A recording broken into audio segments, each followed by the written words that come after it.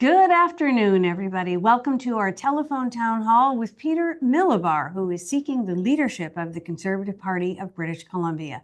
Well, this is a big day in this race, Peter, because in just 2 hours from now, if you haven't registered and joined the party, then you won't be able to vote. I mean, in order to be eligible to help choose the next leader of the party, you must be a member of the party by 5 o'clock today. That's right. And even if you're undecided, you should still get a membership because then you give yourself that option over the next 5 or 6 weeks, hearing from myself and others in this race, and then you can make an informed decision moving forward. But you need to have that membership to have that option moving forward as well. That's right. And we are inviting people to submit their questions. So you can do that if you go online. Well, first of all, to sign up for the party, go to petermilobar.ca, and that's really easy. You can just join the party right there. But also for submitting your questions, because Peter is here for the next 45 minutes or so, available to answer your questions if you're still deciding, as Peter said. This is your opportunity, and also by becoming involved with this, it gives you the opportunity to have real impact on your province and to be engaged with what's going on and decisions that are being made that affect all of us. So, Peter, for the last few weeks, months, I think you've been traveling the province. You've met thousands and thousands of British Columbians. So what are they telling you is the number one issue?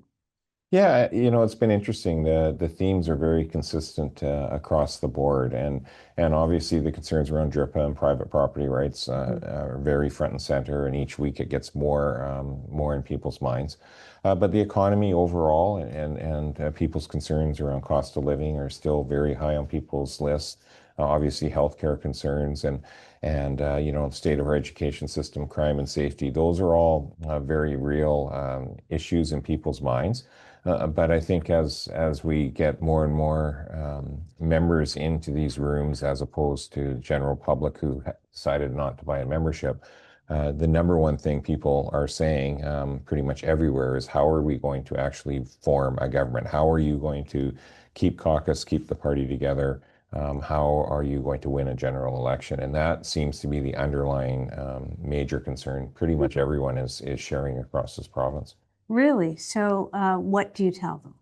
Well, I lay out my view of in terms of being the only elected member in this race, the fact I already have a seat, the fact I've worked with the caucus now for the last year and a half, the experience I bring to the table, the electoral success I've had over my political career in terms of general election victories, and really about the general polling indicating that I'm the voice or what I'm saying is resonating with the Lower Mainland as well. So, those areas I think are critically important. And ultimately, if we don't form government, this exercise has just been an exercise for us to sit back and watch the NDP govern this province longer than they should be. Mm-hmm. Mm-hmm. Well, Peter, you have had a lot of experience. I know you've been the mayor of Kamloops. You've been an MLA for about 9 years. You're the current finance critic, which means that you have to know absolutely everything about the budget and the numbers and what's coming at us. And, you've just had a lot of experience. How important do you think experience is for the leader? Yeah, I think it's critically important, especially with where we are in our history as a party. So we have a very newly elected caucus still. The vast majority are in their first term. We would have to bring in another 15 or 20 never elected before MLAs from various parts of the province. It would have a big learning curve for them as well.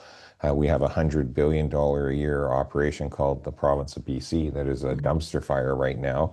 And so I think if ever there was a time to have that experienced voice at the helm, this is really one of those times where when you layer those other factors in, that's the situation we're facing. And certainly, I would suggest if people are running large corporations and they are distressed or having issues, they don't usually hire somebody with no experience to come in as a CEO. They find Really people, makes sense. right? Yeah. They find people that have experience on dealing with those issues. And so, That experience, I think, has been shining through, and I think as people have been comparing candidates, and we're all, have our own strengths and our own weaknesses. I think on balance, people are realizing those attributes are actually quite important in the current state of where we are as a province and as a party. Hmm. Absolutely. Well, let's take some of those issues that you mentioned off the top are really what everyone wants to talk about. So I guess DRIPA, the primary, one of the biggest issues. Tell us where you stand exactly on that. Yeah, I keep saying, and I want to be 100% clear on this. I campaigned in 2024 as a BC Conservative to repeal DRIPA. Things have actually gotten more problematic in the courts in that 2 years since. We need to repeal DRIPA. I'm committed to that. I think it's become abundantly clear. Even the Premier has now essentially acknowledged it has to be removed. He won't say those words. He says it has to be paused for 3 years, whatever the heck that means.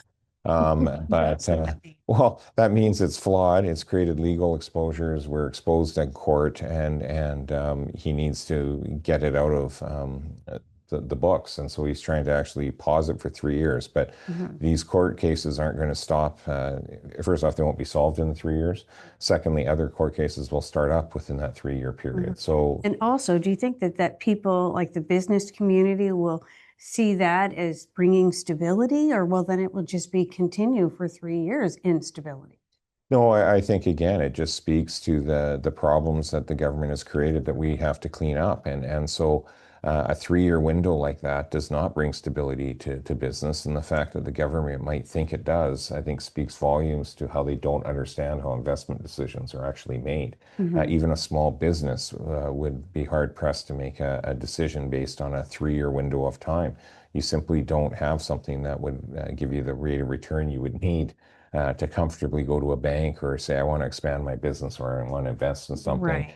but I don't know what this got But not the for only for 3 years. yeah, only for Yeah. 3 years, right? We'll have a 3 year payback and we'll be good. That doesn't Yeah. happen in the real world, and that's a problem. So you would repeal it. I would repeal it absolutely. As I say, we almost had an election just yesterday, even Hmm. in terms of over this issue, and when the premier said he would attach confidence to DRIPA legislation. Again, as the only member with a seat in the legislature in this leadership race, I was prepared to down tools on the leadership race, force a general election, because we do need to remove the NDP out of office, because it's not just DRIPA that we need to fix on what they've been doing. There's a wide range of things, but we needed to, I felt, as a party and as a caucus, to make sure that we actually did take those confidence votes seriously, try to bring the government down. We had a confidence vote the week before on the budget. That we voted against the budget as well, trying to bring the government down. So I've been very clear through this whole leadership race that I am not so hell-bent on the title of leader that I'm not prepared to cause a general election and vote non-confidence in the government to remove them. Hmm. Okay, well, let's turn to the economy now. And by the way, I just want to reiterate, people can send in their questions, and this is your chance to ask Peter a question directly. So, David Eby has introduced what is projected to be the largest deficit in British Columbia history. So, what would you do to get the province's finances back on track? Yeah, there's a lot we can do. And first, we have to get spending under control. And that doesn't mean closing hospitals and schools.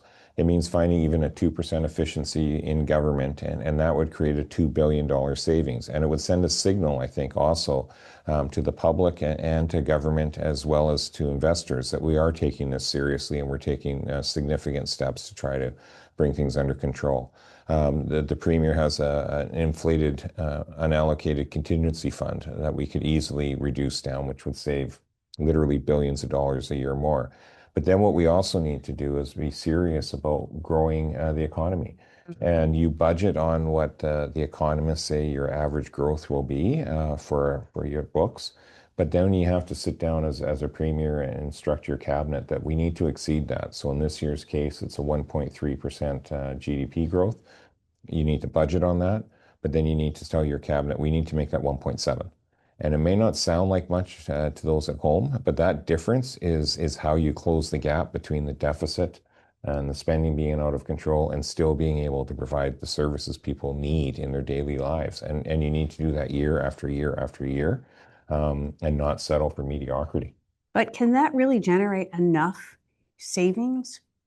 It can. I mean, it will be a long road. I mean, if you talk to a Jock Finlayson or David Williams, economists, or Ken Peacock, they'll say it's still even that economic growth gap won't totally bring us back in balance.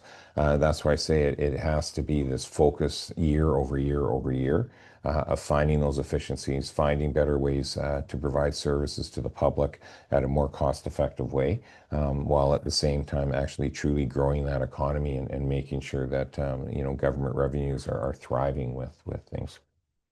Okay, well, thank you for that. And people are so concerned about health, for example. I mean, everywhere in the province with emergency rooms closing, with doctors impossible to find, with people waiting on wait lists, and then sometimes, having serious results health-wise.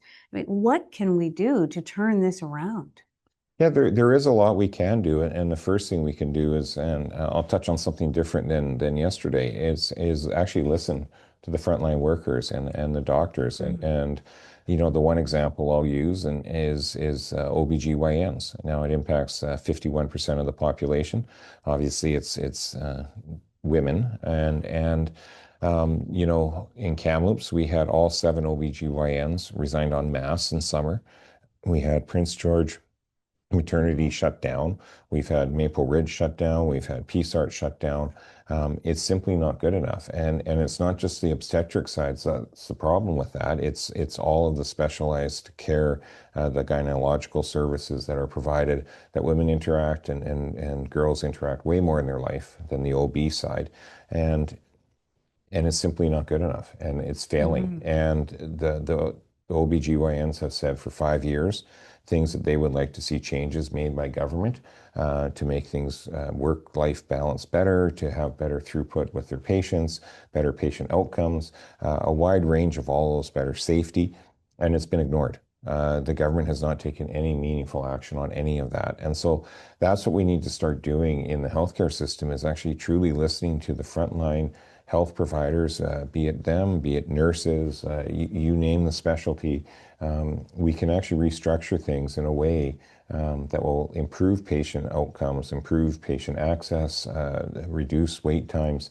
But we have to do it in a way that we're actually working with the people providing those services, not worrying about management's newest and greatest idea. Because the amount of money going into health now has grown to a huge extent in the last few years, and so we should be seeing better results. Yeah. So the NDP came in 2017. It was a $17 billion healthcare budget. And now it was far from a perfect system. I'm not trying to pretend that things were perfect back then, but they were much better than they are now. Now it's a $40 billion health budget. It would seem like that should make a difference. So that's what I say. We've got 2.5 times the spending happening. We are not getting better outcomes. We need to reallocate and reprioritize and more effectively spend that $40 billion. That's 40% of the overall provincial budget. We need to actually be delivering for the public with that. And within that funding envelope, find ways to actually, open up that access that people are looking for. Okay, let's go back to the economy, because I have some questions now from Mike. How are you going to support rural BC that continues to close mills? Yeah, so we need to do a few things. First off, we have to get forestry back stabilized. It's the highest cost jurisdiction in North America, regardless of what's happening with the duties in the United States and the softwood dispute. So we need to get that under control. A large part of that cost pressure is permitting delays. And so again, we need to not have it take 4.5 years to get a Forest Service road permitted to be able to get to a cut block. And so that would go a long way to helping stabilize the mills and the towns in those areas. But we also have to start taking a meaningful look, I think, as a province and saying, okay, these mill closures, we didn't take action to try to prevent them or try to minimize them in any significant way. There's a massive consequence to these towns. We need to go in and help them. And the dollars we're talking about, towns and cities around this province should not have to come begging, quite literally, to the province for that type of help and support. 100 Mile is seeing a massive hit to their overall property tax base. I believe it's around $600,000 a year with the mill closures. While people are losing their jobs, people are worried about what's going to happen. And they're more of a regional hub as a town. Mm-hmm. So they only have a few thousand residents and they've got, tens of thousands that live in the area that come in and out as a service center. But they're not getting any support from the provincial government when they have a bridge that desperately needs to be replaced and it's skyrocketed to $6 million. Now, I know people watching that from the lower mainland might think $6 million, that's nothing. For a town like 100 Mile, it's massive. Yeah. And when they watch, what we're spending on bridges and crossings in the lower mainland, they don't begrudge that. They understand those bridges need to be built, but they also don't understand why the same taxpayer can't help with their bridge or their local community thing that they need to diversify their local economy to try to dampen the brunt of a mill closure. And so that's the type of scenarios we need to actually start properly addressing, not one size fits all. Recognize that each town's future of how they want to reimagine themselves is different. Mm-hmm. And so we actually have to support them. And the dollars required for that are actually very small on the grand scheme of the overall provincial budget. Do you think the fact that you're from the interior, you live there, that you are more sensitive to the kinds of issues that people face there? Oh, absolutely. My riding before this last riding boundary expansion, I went all the way from Evola all the way down to Kamloops. So lots of rural communities in my riding that were resource dependent. Kamloops is still a resource dependent community. But, I do understand the mining industry and the impact to those local communities. Kamloops benefits greatly from the mining industry in terms of all the supply side of it. Highland Valley Copper, probably 80% of the workers there live in Kamloops. And so we're very interdependent on the resource economy. I do understand what happens in these smaller towns because I've literally represented those smaller towns for years when they feel these impacts and the ingenuity they come up with on what they are hoping to reposition themselves either with remote workers or technology improvements so they can actually have people do that type of work. Again, is not huge, but in dollars, but it's always a fight with the province to do it. And they feel deserted, they feel left to their own. I'll use the Taylor Bridge as an example up in the Peace Country. It needs to be replaced. Everyone agrees it needs to be replaced. It's very expensive. Some people will say, well, who's going to pay for that? And that's why I say, well, the same people that paid for the Patello replacement, right? We all agree as a province the Patello needed to be replaced. It was an old nerve-wracking bridge. Well, the Taylor Bridge is the same vintage, same decking, it's the metal decking and everything else. It needs to be replaced. And so, yes, it's a provincial asset. So we have to start treating rural and northern BC with the understanding that they actually deserve and say, okay, it's not one size fits all. What do you need to take full control of your future as a community and how can we better support you? Not, let's see how many roadblocks we can put in the way to make that happen. Yeah. Well, actually, we have a question from Dale, very much along that line. He says, we sometimes feel northern communities are ignored. Sawmills, resources are the things feeding our economy. And then he goes on to say, or she maybe, there are other experienced leadership candidates. What makes your character unique that should speak to voters? Yeah, again, so I'm, especially if you're from the north or the interior, I am the only candidate that is from the interior. I'm from Kamloops. I'm proud to say I'm from there. British Columbia was governed pretty well out of Kelowna with WAC and Bill Bennett. Decade. So I think that provides a lot of kind of interior pragmatism and common sense to Premier's office, which this province I think desperately needs. But again, I say when I go to a mill town, I wearing a Carhartt or anything like that, that's stuff I took out of my closet that day. I'm not going to Mark's Work Warehouse when I get off the plane to to go to a tour and make sure that I have something that looks like I understand the resource sector. Hmm. I've toured, I've lost count of how many mills and mines in British Columbia I've toured over the years. I've always fully supported the TMX expansion. I've always supported natural gas. I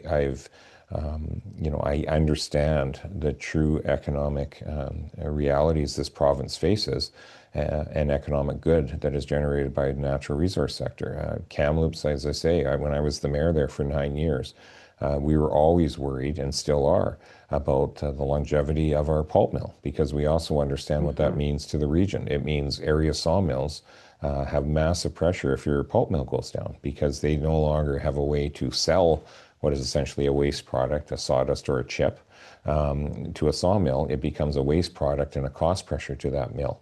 And so I understand how all of these different pieces of industry connect together, what they need to try to succeed, and the true impacts to a community. So again, when I was in 100 Mile and that gentleman was talking to me, and he's my age, a little bit younger, and he'd worked in the mill for 33 years, and his last day of was the shift the day before, and then the mill closed. That's a problem. That's a problem because he is a community volunteer, and his wife works in the hospital, and like all of those things matter to those small communities. And I think it's time we had somebody in the Premier's office that truly understood and truly appreciates just how critical it is. Again, when these requests that might seem small on the grand scheme of things are actually massively impactful to that smaller community. Hmm. Absolutely. Well, here's an interesting question from David. He says, what would you do to make BC an attractive place for foreigners or foreign companies to invest? And how would you deal with resetting the relationship with the US? Yeah, that's a good question. We need to be a very competitive tax jurisdiction to Hmm. attract investment, absolutely. And we need to be working with the federal government around CUSMA and stop with the performative politics. The premier, again, when you remove U.S. liquor from the liquor store shelves, but don't take the next step to meaningfully insert in BC distilled and BC vinted and BC brewed product onto those same government shelves. Yeah. It is 100% performative because you've tried sending a message to the U.S., which is debatable whether it even worked. Well, whether Uh, they even noticed. I mean, Exactly, right? The odd supplier might have, but or yeah. producer. But fine, if you were going to do that, then why was there so much hesitancy? And I've talked with people in the distilling industry that thought the government had promised them when all this shook out Oh, that the really? tax changes were going to happen, the volume changes were going to happen, that the access to the store shelves was going to happen. And now here we are over a year later, and nothing. And they're hemorrhaging and they're starting to close. And we hear the same from craft brewers and the winery industry as well. And so, it's a bunch of half measures and performative things that the premier has done with the U.S. Mhm. So we need to actually take a step back and say, okay, this is a national government to national government. How do we make sure that the feds are actually negotiating things that are advantageous to us in this new agreement, recognizing we won't get everything, and maybe we can cut out some of the performative irritations to the US. I'm not running against the President of the United States. I'm not running in the next general election against either of the two presidential candidates. I need to focus on British Columbia, and I don't need to be a performative irritant to international trade agreements that are being negotiated at the same time.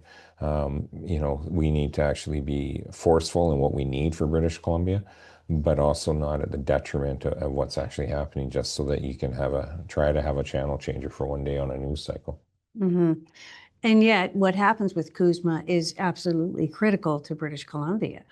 It is, and again, we're paying the price with what was happening with softwood. I can remember in 2017, John Horgan, after the election, made a big deal that he would be going to Washington right away, and he'd solve the softwood deal, and that would be that.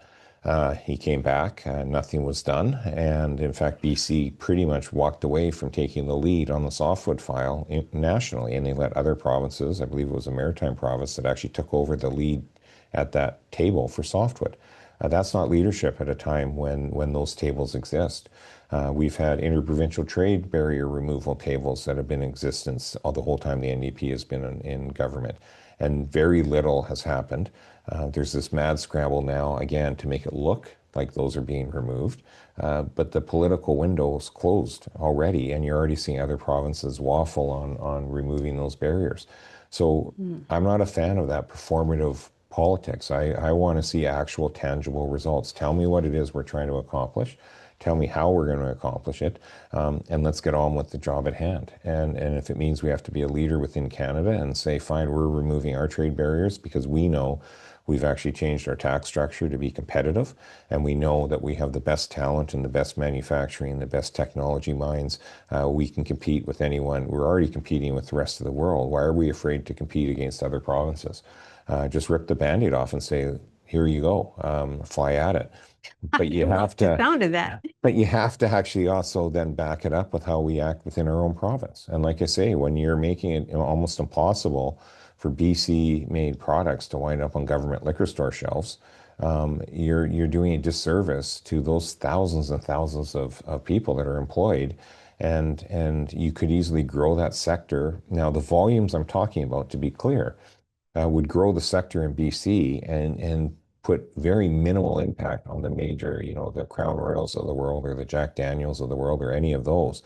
The volumes we're talking about would be impactful to those small producers and small distillers and Right. brewers and vintners. It's not going to change the global position of these large No. companies. And so again, it's not about picking a fight with them, these other groups. It's about actually just saying, okay, we're going to split the pie up just a little bit differently to let these small, locally run, local Mhm. job creators kind of thrive. Absolutely. Well, here's a good question from Beth. She says, our 30-year-old son and his young family are moving their construction company to Arizona because small businesses are not incentivized in BC.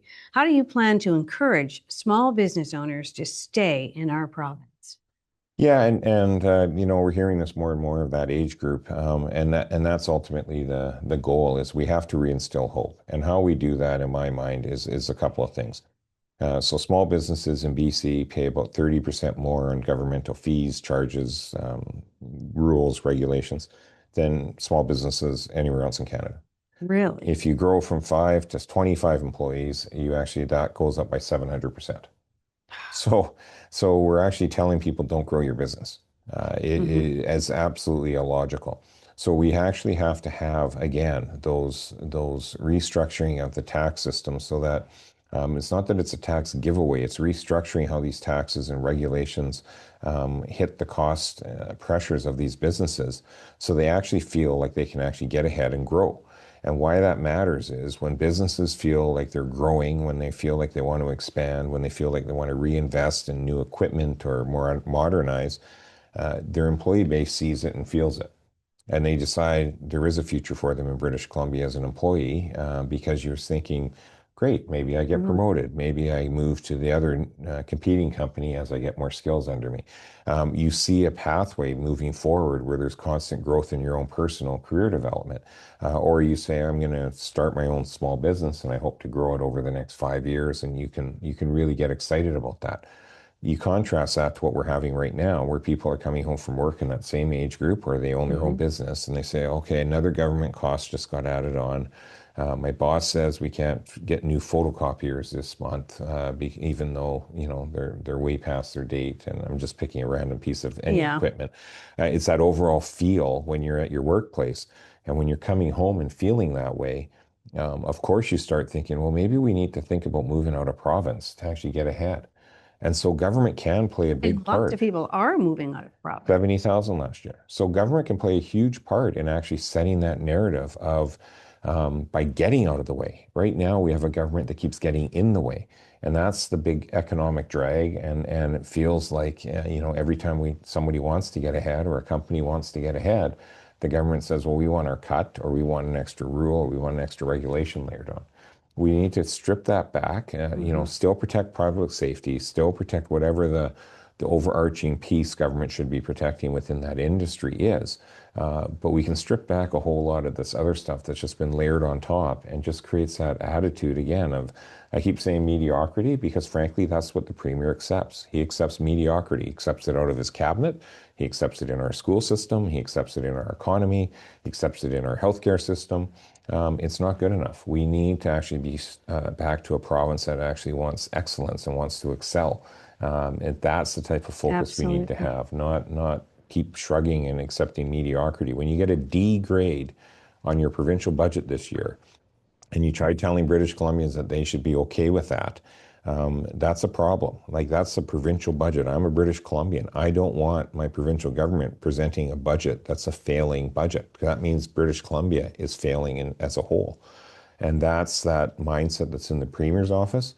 And it just permeates through everything in government and into the broader public. And we need to reverse that. And that's how you get hope back for those age groups. It's not about government creating the actual job for them. It's about government creating the atmosphere that investment and entrepreneurship feels like it can thrive. And then that permeates through the workforce as well. Well, that is so true, Peter. And I have children in that age group. And, I worry about them. What kind of future can they have here? And I know they worry about it. So we don't want our children all leaving the province. No, and when they leave, you think of your own lives. For those at home right now, you think of your own lives. If you left between 18 and 34, which is the group that seems to be leaving, first off, they're in their prime of getting their career started. Mhm. Typically meeting their significant other in that time frame, starting families, all of that. Well, you start putting down roots in a different province. It gets harder. Your kids start in school. It's harder to decide to leave. You're married and your spouse has a job that's well paying and rewarding in that province as well.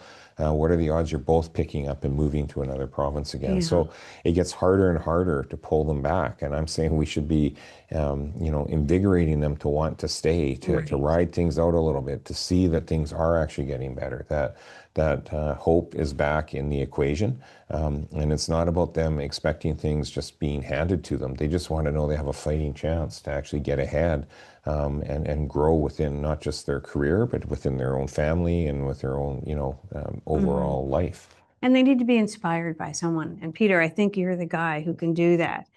So just want to mention it's past 3:30. So now we're really coming down to the wire. You have to join the party, just to remind you. You can do that at petermilobar.ca, and then you'll have a chance to vote for whoever becomes the leader of the Conservative Party of British Columbia. So going on to the next question from the people online. The Health Professions and Occupations Act increases government control over healthcare, prioritizing administrators over physician autonomy and knowledge, while raising concerns over free speech, research, and patient privacy. Can this be repealed? Yes, and so spoke against, and voted against Bill 36, as it's commonly known, when it came forward. Everything we warned the government about then is starting to come to fruition, and it only came into effect April 1st of this year. So it shows you how fast that is moving at us. It will be difficult to unwind just because it did take that many years to get into place once it was first passed, but that work does need to happen. Again, this is an overarching theme of this government that we have to get away from, and it's also what leads to that whole mediocrity. So first, it was the professional reliance model, where the government decided to do a similar thing with engineers and geoscientists and things, professions like that. Then it was Bill 36 with the Healthcare Professions Act. Then it was Bill 21 with the Legal Professions Act, where they're now trying to have government have the say over how lawyers should or shouldn't conduct things headed into court, which is a very slippery slope, for my opinion, for government to be meddling and no longer having that firewall between government and the courts. And so all of these things are about government overreach and the government trying to control these professions that have their own professional standards, their own oversights, their own code of conducts, and we need to get government out of the business of patronage appointments that will then oversee these professions and control their governing bodies. And so, absolutely. In fact, on the Healthcare Professions Act, The interesting thing on that one too is it was about 600 clauses. And when you go to committee stage and you start debating a bill at committee stage, you ask questions on each and every clause that you can to try to get a sense of what the government's intention is behind each of those clauses. And so the government brought in what's called closure. And so we were only about 200 clauses in of the 600. Hmm. They deemed the bill to be done and passed. Hmm. And and why that's a problem is we don't actually know what their true intention of those other 400 clauses were on something as consequential as this. So jump forward to the next sitting. We came back and we said to the government, okay, we're not trying to reverse the vote, but we want by motion to have the government open up committee stage on the bill just so we can ask the questions of those clauses. So everyone in the courts, more importantly, if things get challenged in court, understand what the intention of the government was around each clause in that bill. The government refused to even have that level of transparency on the bill. It wouldn't have actually changed the bill in and of itself. It just would have given us more certainty around what those other 400 unquestioned clauses were. So the government's been very secretive about this bill. As more and more of the professions understand the true consequence of this bill, probably buried in those 400 unquestioned clauses, they've been raising alarm bells, and this government has just stuck to being very stubborn about it. So it absolutely needs to be repealed and reworked and pulled out of the system. Hmm. Right. Okay. Thank you. Well, the questions are flooding in, but here's one from James. What would you do to get the grassroots members involved in the party after becoming leader? Yeah, thanks, James. That's a great question. That's a big part of how we form government is we need to be respecting our grassroots. And let's be clear, everyone that becomes a party member, in my mind, is the grassroots. It's not what date you join the party, whether you're grassroots or not. We are going to wind up with maybe 35,000 party members in a province that's pushing 6 million residents. And so when you divide that out up through 93 ridings, there's a few hundred dedicated people all over this province in each riding that want to have a say, be a grassroots party member, and try to help us form government. And so we need to repair, let's be honest, there's been a lot of fracturing between riding associations and the party. We need to repair those relationships. We need to actually be forward looking, not be afraid of hearing from our riding associations, providing them timely updates of information on what's going on inside of the party, and make sure that those riding presidents are well informed so they can take the message back to the broader membership, because that's how you win elections. You have a connected volunteer base then. You have people feeling like they're part of something, not just being dictated to. We need to be open and wide open at AGMs to let debate and commentary and policy flow on the convention floor so that people feel like they're having their voices heard. And it doesn't mean everything gets adopted lockstep by a caucus. It doesn't. That's not how this works. And I think most people understand that. If you look at an NDP convention, they have all sorts of policy gets passed that's in direct contravention of things that the government is doing right now. But they still have the conversations at least. They still have those motions hit the floor. And so we need to actually build this party and make sure that people feel like it's an actual party where they're welcomed in, where they're respected, where that respect cuts both ways, and that we actually continue to focus in on the bigger goal, which is to get your local representative, your local MLA candidate elected, and also supporting the broader party so we actually get enough elected that we can actually form a majority government. But as you said to me recently, many of the elected conservative MLAs only won by a very slim margin. So it's going to be an uphill fight. Oh, it absolutely is. Now, we can rest on our laurels, and John did a wonderful job getting us to the 44 seats. There's no doubt about that. And we lost a lot of close seats as well, or we might have been government. But we also won a lot of close seats. And Mhm. so, like, we can't lose sight of that. Like, the NDP will be competitive. They will be very competitive in the Lower Mainland. There's no doubt about that. They always are.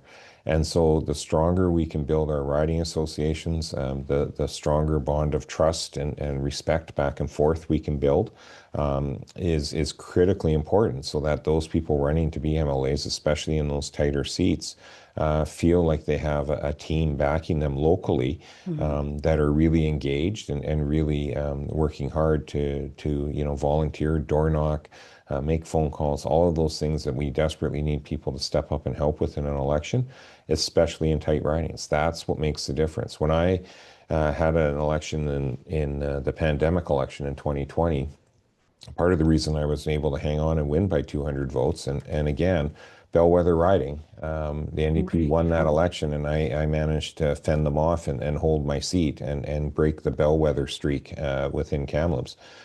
It was because we had a great team of volunteers in the two Kamloops ridings.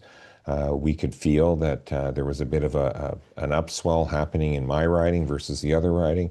We put extra phoners from both ridings on the phones during the election, the voting period, and we actually were able to, as best as we figure, bring out an extra 400 people on election day to vote.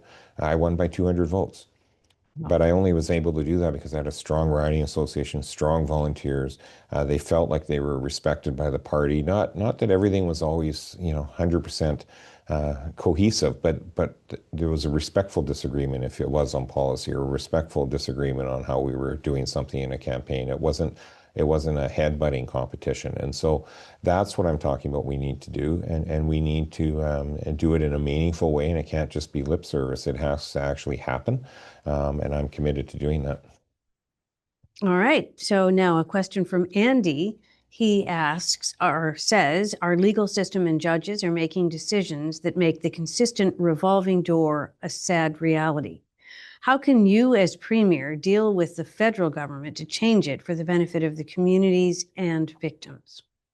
Yeah, it gets to be a bit complicated, admittedly, because there's a lot of crossover and finger pointing that happens between the province and the feds. So, I'm a firm believer that we take responsibility for what we can actually control as a province, and then we put pressure on the federal government for the changes we also need to happen as well. Some of the revolving door, especially around the less violent, more property related crime, actually still has that ability by the province to advance charges and take people to court, and try to get them convicted and see and get sentencing. What we're seeing, though, is the Premier instructed the Crown prosecutors not to advance charges to court and not put these people through the court system. And so that's part of the problem provincially, where the province should take more ownership of that. And that's why I'm saying we need to hire more Crown prosecutors. We need to hire more judges, so we can actually have the capacity in the court systems to actually move people through the system and not just shrug and say, well, we're not going to charge you, because it's frustrating the police. They're arresting people, they're recommending charges, and the Crown is saying, we're not going to advance this. The second piece of it is especially on the more violent side of the equation, where we need to actually press the government for different sentencing, but also the bail condition requirements that go with that, and even some of the smaller scale, less violent crime is more federal, and we do have to continue to press for those changes that we need made around those provisions, because it's simply not working. I think everyone can agree with that. And as much as the government might try to say that crime rate numbers are dropping, we know it's because people have stopped reporting. And so it's kind of a twofold piece that we have to do, but we have to take ownership of the stuff we can do as a province first and foremost, see how much that will improve the situation while still actually pressuring the federal government to make those other federal changes that we actually need. Okay. A question from Todd. What role will tech play in your vision of the future? Yeah, thanks. Tech's critically important, and even in Kamloops and even in resource communities. And again, this can tie in heavily to how do you reimagine, the economy of even rural in the north as new projects start to come forward and get activated. A lot of the tech that you see happen, growth around technology in the interior in the north is actually related to industry. There's all sorts of new technologies that are involved when it comes to mining or forestry or oil and gas. And it's heavily tech dependent, and there's a lot of space for entrepreneurs to come up with ideas and work and test out new technology and come up with new ways to better make things more efficient. So there's that side of the tech that definitely needs to be supported in a big way because it will continue to make us a world leader. Then there's the whole other technology side, which is the more, I think, what people, when they first hear tech, think of, and that's, the CGIs of the world or the Microsofts of the world, and that software kind of creative development side of it.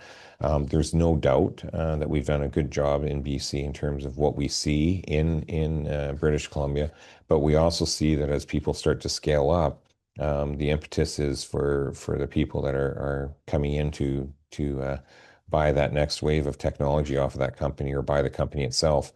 The move is to relocate because we're not competitive enough to actually keep people here, keep that intellectual property in British Columbia continuing to grow. So again, we have to tackle that head on and figure out ways to incentivize and have all of that IP development, be it in resource sector or be it in that more creative space, actually stay within BC and actually grow. And that's about actually making it palatable for these companies to want to scale up and not automatically be finding other jurisdictions to make that growth happen. Mm-hmm. Well, we haven't talked much about education, which is a very, very important topic to most people. From Dave, he wants to know, what is your position on SOGI, which is sexual orientation and gender identification? Yeah. Again, I campaigned in 2024 to repeal SOGI, and I still stand by that. SOGI, has morphed over the 10 years that it's been in existence. It's created a lot of concern by parents in terms of the age appropriateness of the material, the amount of focus of material versus more traditional core courses like math and sciences and English. And so we need to just recognize that. And I want to always be 100% clear on this. This is not about punching down on any other group. This is about making sure kids are still fully protected and feel fully safe and respected in school, regardless of race, religion, sexual orientation, any of their charter rights. We absolutely fully need to protect. But we don't need SOGI to do that. We need to recognize that there's legitimate concerns by parents, both on the age appropriateness of the materials and take a serious look at reworking that, but also taking a serious look at the number of hours, instructional hours kids have, and restructuring the learning and the curriculum that they have right now.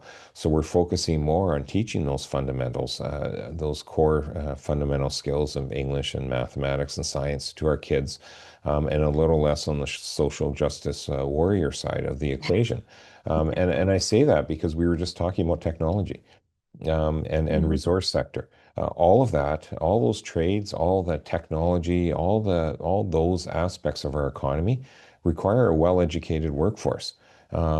Trades these days have a lot of technology in them. A tradesperson does, and so they need to have a strong set of grounding in those core subjects. Obviously, if you're going into the sciences or you're going into professional services, you need to have that strong base as well.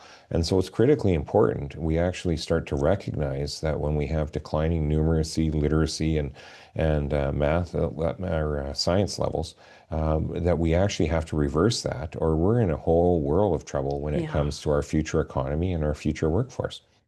Yeah, absolutely. And did you just mention anything about grades? Oh, yes, letter grades. Yes, letter grades, the good old letter grades.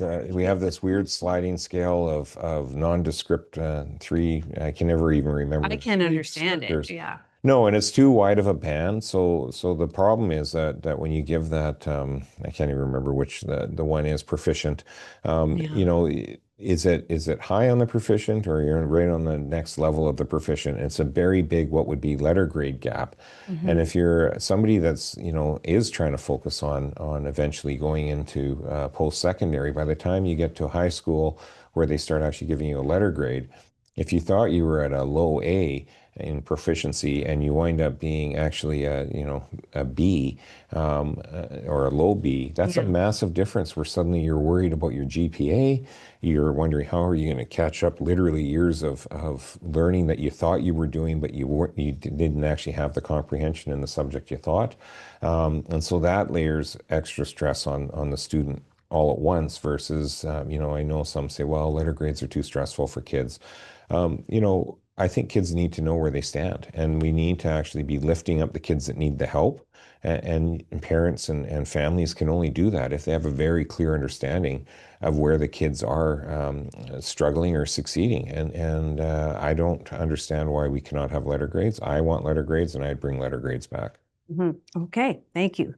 A question from Julia now. She says, I'd like to know if you would consider working toward returning legal non-conforming rights to short-term rental operators. Specifically, would you help remove Section 36 of Bill 35? Yeah, I can't remember the exact clause in the exact bill, but if this is in reference to the Airbnb, as so-called Airbnb rules, I spoke against those when they first came in. I voted against them when they first came in. I think they're deeply flawed. I think it's been too punitive to people. I do understand when government was saying, well, we're trying to prevent people from having those businesses, those companies that have, 500 Airbnbs and are essentially Mhm. running them like a hotel that's located in all these different locations. But there has to be a better way where if we're telling people if you own a single family home, you can still have an Airbnb, but we're telling people if you live in a condo, your SOL to have that as part of your repertoire. It simply doesn't make any sense to me, especially that a lot of people that start out in a condo, actually build up some equity, want to move into a single family residence finally, so they can finally afford one and start their family and have a bit more room or a yard for their child. But they were doing that with the assumption that they could Airbnb and make a bit of passive income off of their 500 square foot condo. And the government has just unilaterally said that's not allowed. And so we have to get back to, again, government getting out of people's lives and restricting back. If you're trying to restrict bigger corporations, that's one thing, but they've taken it too far. And so we need to make changes to that regard as well. Well, there's a lot of rules around housing with the idea of hoping that it will create more affordable housing. Would you pretty much get rid of those? Well, there's a few things. The government's very good at naming things that don't actually do what they're named to do. Oh, So speculation and vacancy speculate. tax is Yeah. another example of that. They can't really prove the numbers that they say of housing units that's been created. It's created a lot of problem, especially for families that are, work multinationally and depending, they could still live here, but some of their income is earned in other countries, and so that creates problems. Um, what we need to do is recognize that it's not working. The government's own audit of their own process, and interesting, they didn't have the Auditor General do it. They just did their own internal audit, which you would have thought would have come out with just a cookie cutter favorable review. Instead, it was scathing in terms of what it said. It said that there's actually more outstanding taxes that are Mhm. uncollected than taxes they've collected over the length of the speculation and vacancy tax. I think it's about 80% of delinquent taxation in BC is tied to speculation and vacancy tax. It's unwieldy. It's been an administrative and bureaucratic nightmare, and it's not generating anywhere near the revenue they thought it would to go into housing. And on top of that, they've canceled housing projects in this year's budget that would have typically been paid for by the speculation and vacancy tax money coming in. So if they're not building the housing they say they were going to build, it's not collecting the revenue they say it's going to collect. It's costing us more administratively than they ever imagined. Let's just admit it's a flawed piece of taxation and is not needed, and move on. As with most things this government has passed, they have to continue to say, "Oops, we shouldn't have done that," and repeal it. So, repeal seems to be the new word. It used to be pivot. And now with this government, repeal seems to be the trendy word, I guess. Yeah, yeah. Yeah. Well, apparently many people in our audience have asked this question, so I have to ask you, what would your approach be to one BC? Yeah, I think with one BC, they're doing their own thing, and fair enough. That's our political system, and they're certainly cultivating a following of people around some issues. I firmly believe that as we get closer to a general election, the broader electorate will realize we first and foremost need to defeat the NDP. The vote split will be minimized greatly. I'm not one. I'm more focused on defeating the NDP than picking fights with one BC. I think that what will Good happen point. is, yeah, That's a good point. yeah, and so we'll see some ridings where they may be a little bit more competitive in, or where they would be able to potentially cause some issues with a bit of a vote split. Not province-wide, I don't think, but certainly in some ridings. And so that's where you have to redouble your efforts, and you have extra volunteers, and you have extra voter ID, and you have extra phoners on a. I had a vote split that year that the election was close for me. I'd won by 4,500 votes the election before. I won by 196 the next election, and then I won by over 2,000 votes in what was supposed to be an NDP seat yet again in Kamloops. So vote splits can be countered, but you have to be mindful of them. And you have to see. I think by virtue of the fact that they've decided to sign an agreement with one candidate saying that they would walk away from 88 ridings and only run in five, would indicate, a level of self-awareness that they wouldn't necessarily be competitive in all ridings across this province. And so they would have decisions to make, frankly, on their own as to whether they wanted to create vote splits for the sake of vote splits and see the NDP continue on in government or not. So again, I'm not trying to be disrespectful to them. I'm not trying to pick fights. I'm just simply saying we need to have one governing right of center party that can win a government. That's the BC Conservatives, and that's why I'm running to be the leader of that, and that's why I'm committed to running 93 candidates and 93 ridings in this province. When it's all over, do you think you have what it takes to bring this party together and mend those rifts?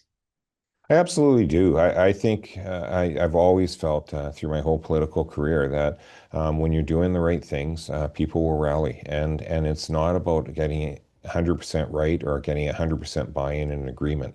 But it's about making sure that the public sees that they can see themselves and their broader priorities represented in who we are as BC Conservatives and what we stand for. In this case, and I've always said, if it's about repealing DRIPA, if it's about making sure our healthcare actually is improved, it's about safer streets, better educational outcomes, a better thriving private sector economy where people feel like they can actually get ahead and grow in British Columbia. If we share those core principles, we need to get our act together and say, yes, let's rally, and we'll continue to have debates on everything else under the sun. Policies will come and go, situations will come and go. No one would have thought would have been dealing with a tariff war in the middle of the last provincial election. So we also have to have a leader and a premier ultimately that can, change with what's happening in real time. And so we can campaign about what we think the future will be like. But it's really about framing up so people understand our thought process, how we, deal with information, how we problem solve, how we'll actually make improvements, and how we're also not afraid of having those broader conversations as a party and as a province as well. I think you're a very collaborative person. That's my sense. And I think that would go a long way. Yeah, I've always been thought of as a consensus builder in politics or not. I've feel that it is very much about a team, and that's why I say what I say about riding associations, because I believe that we can only be strong as a party if we have strong riding associations. We can only be strong as a caucus if we rely on each other to maximize the skills that we each bring to the table. It doesn't mean obviously everyone's up in question period every single day. Other people have a very good skill set on doing research and drilling into topics, and some are policy walks, some are very good with kind of the fire and brimstone speech, and some are like it's about teamwork, and it's about making sure people all feel like they're contributing and have a place and actually feel worth in their day. And an MLA is no different than anyone else. If you go to work and feel like you're kind of being ignored, or you're being not utilized properly, or you're not really bringing value to the overall team, how happy are you at work? And MLAs are the same way, and we're all just human beings after all. And so it's about finding that collaboration and pulling everyone together so we're all headed in the same direction, and people feel like they're engaged and they're making a difference themselves. Hmm. Well, this has been really great, Peter. We're over time a little bit, and we really appreciate you taking the time out of the busy campaign and telling people where you stand on so many issues and taking their questions, which I have to apologize. I'm sorry we had a lot more questions than we could get to, but we did our best, and the time is ticking down. It's less than an hour now that you have left to join the party if you want to vote for whoever is the next leader of the Conservative Party of British Columbia. You can do that. Join the party by going to petermilobar.ca and sign up. And we hope that you do. So thank you for taking time out of your afternoon. Enjoy the rest of your weekend. And thanks, Peter. Yep, thank you, and stay tuned. We'll do more of these, so people, as you're a member and are making your final decisions, I certainly would love to keep sharing my thoughts on a wide range. So if we didn't get to your questions today, I'm sure we'll get to them in the future. Right. Lots more town halls to come. Thanks. Bye-bye.